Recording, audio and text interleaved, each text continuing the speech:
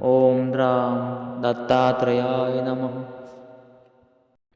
ओम द्रां दत्तात्रेयाय नमः. ओम द्रां दत्तात्रेयाय नमः.